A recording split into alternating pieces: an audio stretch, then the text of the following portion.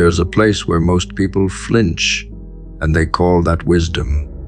They reach the first layer of silence and mistake it for isolation. They touch the first layer of pressure and label it trauma. They meet the first version of themselves that doesn't smile in public and say, "This can't be right." But that place, the one they run from, is where real transformation begins. Not in the spotlight, not in applause, not in approval.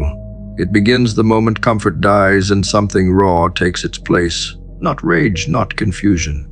Something colder, more surgical. Precision. Intention. That version of you doesn't talk much. He listens, he waits, he watches. That version doesn't need noise. He's fueled by depth.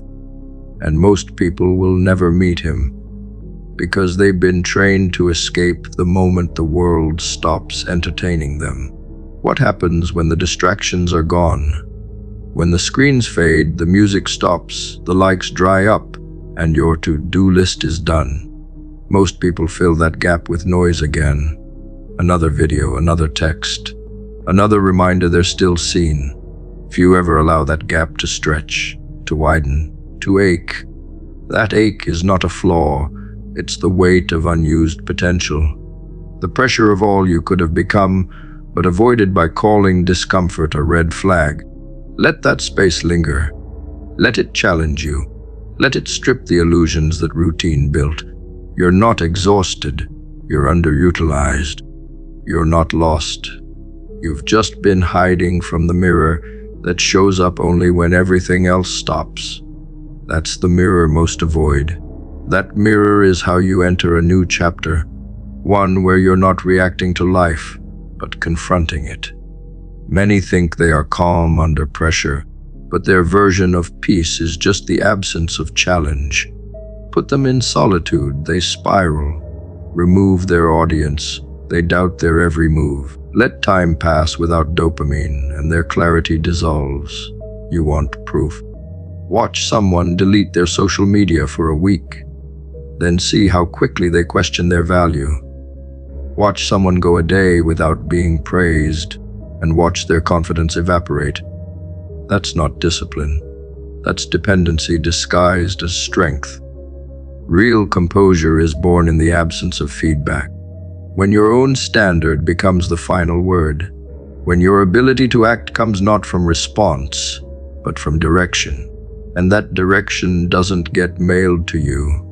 You carve it out yourself when the world stops speaking and your inner compass is the only voice left. There is a specific threshold where most people collapse, not from pain, but from uncertainty. The second things stop making sense. They trade clarity for comfort. They tell themselves stories to close the loop. Maybe this path wasn't meant for me. Maybe I need a sign. Maybe I'll feel better after a break. And they repeat this every month, every year, until entropy becomes their personality. But those who rise, the ones who leave marks, they stay in the fog longer than is logical. They don't beg for answers. They sharpen their endurance instead. When nothing makes sense, they build sense into themselves. They do not collapse, they consolidate. They don't distract, they observe. They understand that growth is not a reward system. It's a crucible. And staying in the unknown longer than anyone else is what burns away all that was unnecessary. You keep hearing about resilience like it's a mindset.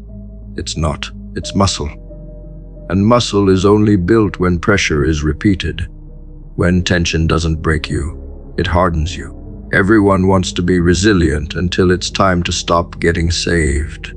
Until the coping mechanisms are gone and the only option left is to evolve or repeat. That's the moment most hit snooze, or take a walk, or journal their way back to comfort. Nothing wrong with tools, but tools are not substitutes for decision. At some point, you must look the chaos in the face and say, "I'm not leaving until I get what I came for." That moment divides amateurs from those who command their reality. And that command is never loud. It doesn't ask for recognition. It walks through fire and emerges with vision no shortcut could have provided. There are versions of yourself that cannot be unlocked through positive thinking. They don't respond to affirmation. They don't arrive through safe environments.